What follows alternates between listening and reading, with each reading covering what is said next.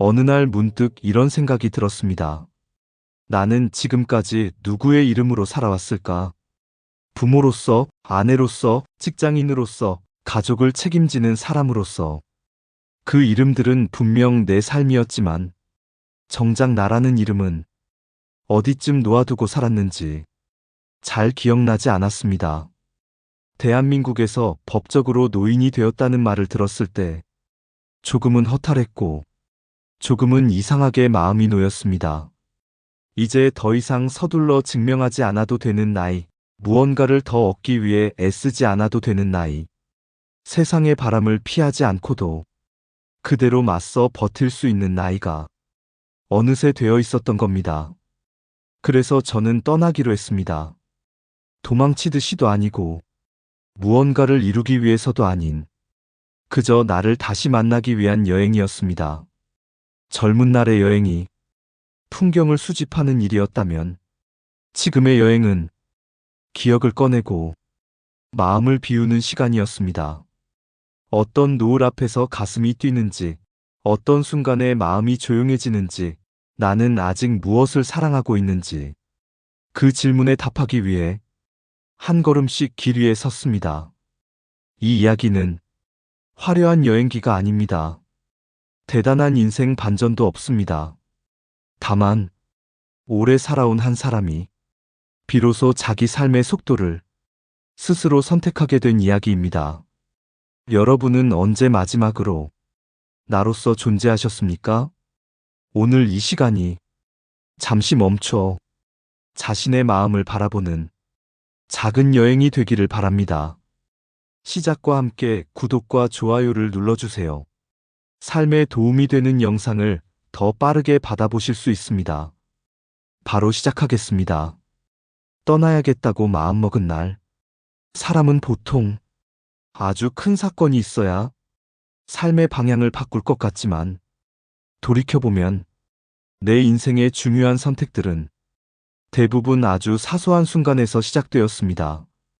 그날도 그랬습니다. 특별할 것 없는 오후, 설거지를 마치고 싱크대 앞에 서 있다가 문득 거울에 비친 내 얼굴을 보았습니다.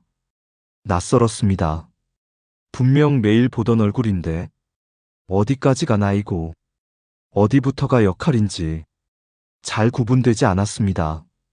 그 얼굴은 누군가의 어머니였고, 누군가의 아내였고, 누군가의 동료였지만 정작 나 자신으로 보이지는 않았습니다. 그 순간 이런 질문이 떠올랐습니다. 나는 지금 잘 살고 있는 걸까? 불행하지는 않았습니다. 큰 부족함도 없었습니다. 하지만 이상하게 마음 한구석이 계속 비어있는 느낌이 들었습니다. 그래서 알게 되었습니다. 문제가 있는 삶이 아니라 너무 오래 나를 뒤로 밀어둔 삶이었다는 걸요. 그날 이후 나는 조금씩 나에게 질문하기 시작했습니다. 나는 무엇을 좋아했는지, 언제 마지막으로 아무 역할 없이 웃었는지, 누구의 기대도 아닌 내 선택으로 하루를 보낸 적은 언제였는지, 그리고 조심스럽게 떠나고 싶다는 생각을 했습니다. 어디 멀리 가지 않아도 좋았습니다. 대단한 계획도 필요 없었습니다. 중요한 건 어디로가 아니라 왜였기 때문입니다. 나는 나를 다시 만나기 위해 길을 나서고 싶었습니다. 여행은 새로운 세상을 보기 위한 것이 아니라 오래 잊고 있던 내 마음을 불러오는 일이라는 걸 그때는 아직 몰랐습니다. 다만 이대로는 안 되겠다는 아주 분명한 감각만이 나를 앞으로 밀어주고 있었습니다. 그렇게 나의 이른 여행은 아주 조용하게 시작되었습니다. 노을 앞에서 마음이 먼저 말을 걸었다. 여행을 떠난다고 해서 처음부터 마음이 열리는 건 아니었습니다. 짐을 싸고 비행기를 타고 낯선 도시에 도착해도 나는 여전히 익숙한 나로 서 있었습니다. 그러다 어느 날 아무 준비도 하지 않은 순간에 풍경이 먼저 말을 걸어왔습니다. 해가 지고 있었습니다. 하늘은 하루를 다 써버린 사람처럼 천천히 색을 내려놓고 있었고, 바다는 아무 말 없이 그 모든 빛을 받아 안고 있었습니다. 그 앞에 서 있는데 이상하게도 설명할 수 없는 감정이 가슴 깊은 곳에서 올라왔습니다. 아름답다라는 말로는 부족한 감정이었습니다. 기쁘지도 슬프지도 않았지만 분명 살아있다는 느낌이었습니다. 그 순간 나는 오랜만에 아무 역할도 아닌 그냥 나로 서 있었습니다.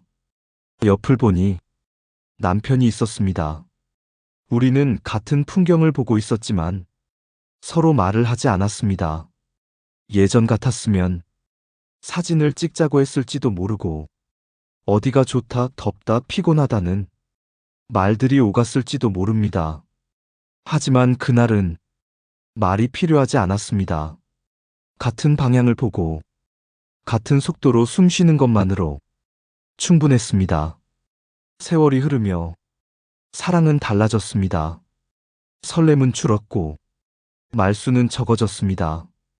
하지만 대신 함께 침묵할 수 있는 시간이 조금씩 늘어났습니다. 그 노을 앞에서 나는 처음으로 이 생각을 했습니다. 사랑이란 계속 뜨거운 것이 아니라 같이 식어갈 수 있는 용기일지도 모르겠다고. 해가 완전히 사라질 때까지 우리는 그 자리에 서 있었습니다. 마치 서두르면 무언가를 놓칠 것처럼요. 그날 이후 나는 알게 되었습니다. 여행이 내게 준 첫 선물은 새로운 풍경이 아니라 잊고 지냈던 감정 하나였다는 걸요. 그리고 그 감정은 아주 조용히 나에게 이렇게 말하고 있었습니다. 아직 늦지 않았다. 보내는 연습, 그리고 다시 나로 돌아오는 길. 여행지에서 아이를 보는 순간들이 있습니다. 모래 위를 뛰어다니는 아이, 부모의 손을 꼭 붙잡고 걷는 아이. 그 모습을 볼 때마다 나는 자꾸 내 아이들의 어린 시절로 되돌아가곤 합니다. 처음 걸음을 떼던 날 넘어질까봐 본능처럼 손을 내밀던 순간들. 그때의 나는 아이를 놓는다는 걸 상상조차 하지 못했습니다. 부모의 역할은 붙잡는 일이라고 믿었으니까요. 하지만 세월이 흐르며 아이들은 부모의 손보다 자기 발로 서는 법을 먼저 배워나갔습니다. 처음 집을 떠나던 날 현관문이 닫히는 소리가 유난히 크게 들렸습니다. 아무 일도 아닌 척했지만 그날 부엌에 혼자 앉아 한참을 움직이지 못했습니다. 그제야 알았습니다. 부모의 일은 아이를 키우는 것이 아니라 아이를 보내는 연습이라는 것을요. 여행 중 작은 생명들이 자기 길을 향해 묵묵히 걷는 모습을 본 적이 있습니다.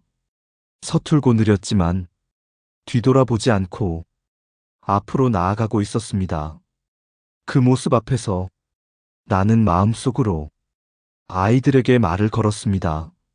그래도 괜찮다고, 흔들려도 자기 속도로 가면 된다고. 붙잡고 싶었던 시간보다 놓아주었던 순간들이 나를 더 어른으로 만들었다는 걸 그제야 인정하게 되었습니다. 아이들이 떠난 자리에 허전함이 남았지만 그 빈자리는 곧 다른 질문으로 채워졌습니다. 그렇다면 이제 나는 어떤 사람으로 살아갈 것인가? 아이를 키우는 동안 미뤄두었던 나, 늘 두 번째였던 나, 언젠가로만 남겨두었던 나. 그 질문은 외로움이 아니라 다시 시작할 수 있다는 신호처럼 느껴졌습니다. 보내는 법을 배운 뒤에야 나는 비로소 나에게 돌아오는 길을 찾기 시작했습니다. 그리고 그 길 위에서 나는 더 이상 누군가의 뒤가 아니라 내 인생의 앞에 서 있었습니다. 부엌에서 멀어질수록 나는 나에게 가까워졌다. 오랫동안 나는 하루의 시작과 끝을 부엌에서 보냈습니다. 아침엔 가족의 하루를 시작시키는 곳이었고, 저녁엔 모두의 피로를 받아내는 자리였습니다. 불이 켜지고 불이 꺼질 때까지 부엌은 늘 바빴지만 그 안에 있는 나는 자주 보이지 않는 사람이었습니다.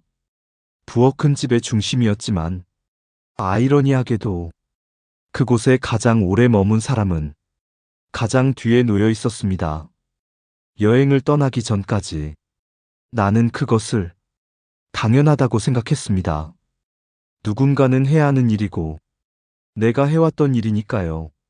하지만 낯선 도시의 아침, 누구의 식탁도 책임지지 않아도 되는 날에 나는 처음으로 조금 늦게 일어나 아무것도 하지 않은 채 창밖을 오래 바라보았습니다. 그 시간이 이상하게도 죄책감보다 안도감으로 다가왔습니다.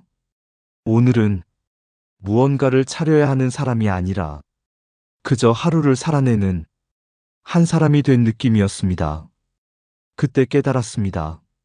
내가 떠나고 싶었던 이유는 세상이 아니라 역할에서 잠시 벗어나고 싶었던 마음이었다는 것을요. 부엌에서 멀어질수록 나는 점점 나에게 가까워졌습니다. 내가 무엇을 좋아하는지, 어떤 속도가 편안한지, 혼자 있는 시간이 얼마나 필요한 사람인지 비로소 알게 되었습니다. 여행은 나를 특별한 사람으로 만들지는 않았습니다. 다만 늘 뒤로 물러나 있던 나를 삶의 한가운데로 조심스럽게 불러주었습니다. 그리고 나는 이제야 말할 수 있습니다. 누군가를 돌보는 삶도 소중하지만 나를 잃지 않는 삶 역시 그만큼 중요하다는 것을요. 그 깨달음은 이른의 여행이 내게 건네준 가장 조용하지만 가장 단단한 선물이었습니다. 늙어간다는 것은 사라지는 것이 아니라 쌓이는 일. 여행을 하다 보면 문득 이런 순간이 옵니다. 어디를 보고 있는지보다 무엇을 떠올리고 있는지가 더 중요해지는 순간 말입니다. 젊었을 때는 새로운 풍경이 먼저 눈에 들어왔습니다. 높은 건물, 화려한 거리, 처음 보는 색과 소리들. 하지만 어느 순간부터 내 시선은 낯선 것보다 익숙한 감정에 오래 머물렀습니다. 오래된 골목, 낡은 의자, 사람의 손때가 묻은 창문 앞에서 나는 자주 걸음을 멈추었습니다. 그 앞에서 지금의 내가 아니라 지나온 나들이 하나씩 떠올랐기 때문입니다. 예전에는 늙어간다는 말을 들으면 무언가를 잃는 느낌이 먼저 들었습니다. 기억력, 체력, 젊음 같은 것들 말입니다. 하지만 이른의 여행 속에서 나는 다른 생각을 하게 되었습니다. 늙어간다는 것은 사라지는 일이 아니라 쌓이는 일이라는 생각이었습니다. 말수가 줄어든 대신 침묵을 이해하게 되었고, 속도가 느려진 대신 순간을 더 오래 느끼게 되었습니다. 젊을 때는 답을 찾으려고 살았다면 지금은 질문과 함께 살아가는 법을 조금은 알게 되었습니다. 그래서 여행지에서 혼자 앉아 있는 시간이 이상하게도 외롭지 않았습니다.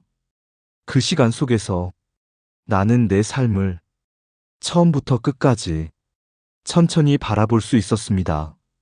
잘한 날도 있었고, 미처 안아주지 못한 순간들도 있었지만, 그 모든 시간이 지금의 나를 만들었다는 사실만은 분명했습니다. 이제 나는 젊어 보이고 싶기보다 깊어 보이고 싶습니다. 빠르게 사는 살보다 흔들려도 다시 중심으로 돌아오는 그런 사람이 되고 싶습니다. 늙어간다는 것은 마침표가 아니라 문장이 완성되어 가는 과정이라는 걸 이 여행이 조용히 알려주고 있었습니다. 나는 이제 나로서 머문다. 여행을 마치고 다시 일상으로 돌아오면 모든 것이 예전과 똑같아 보입니다. 집의 구조도, 부엌의 자리도, 아침에 들어오는 햇빛의 각도도 크게 달라진 것은 없습니다. 하지만 분명 한 가지는 달라져 있었습니다. 바로 그 모든 것을 바라보는 내 마음의 위치였습니다. 예전에 나는 늘 누군가의 뒤에 서 있었습니다. 먼저 챙기고, 먼저 참고, 먼저 미루는 것이 당연하다고 믿었습니다. 하지만 이제는 알게 되었습니다. 삶은 끝까지 누군가를 위해서만 살아내는 일이 아니라는 것을요. 나를 아끼는 마음이 이기심이 아니라 다시 살아갈 힘이라는 것도 조금은 이해하게 되었습니다. 사람이라는 단어와 사랑이라는 단어를 가만히 들여다보면 참 닮아 있습니다. 처음에는 목 하나 있고 단단하지만 긴 시간을 지나며 조금씩 닳아 둥그러집니다. 어쩌면 사람이 사랑에 가까워진다는 건 그렇게 마음의 모서리를 조금씩 내려놓는 일인지도 모르겠습니다. 이른의 여행은 나에게 새로운 인생을 주지는 않았습니다. 다만 이미 살아온 내 삶을 다르게 바라볼 수 있는 눈을 건네주었습니다. 이제 나는 떠나도 좋고 머물러도 괜찮습니다. 무언가를 더 증명하지 않아도 괜찮은 나이, 무엇을 선택하든 내 마음의 속도를 존중해도 되는 나이이기 때문입니다. 지금 이 순간 이 이야기를 듣고 계신 여러분도 잠시 멈춰 자신에게 묻기를 바랍니다. 나는 지금 나로서 살고 있는가? 오늘이 어떤 대답이든 괜찮습니다. 중요한 건 그 질문을 이제는 피하지 않아도 된다는 사실입니다. 여러분의 남은 시간들이 조금 더 부드럽고 조금 더 자유롭기를 바랍니다. 그리고 그 길 위에서 언젠가 다시 자기 자신을 다정하게 만날 수 있기를 조용히 응원하겠습니다.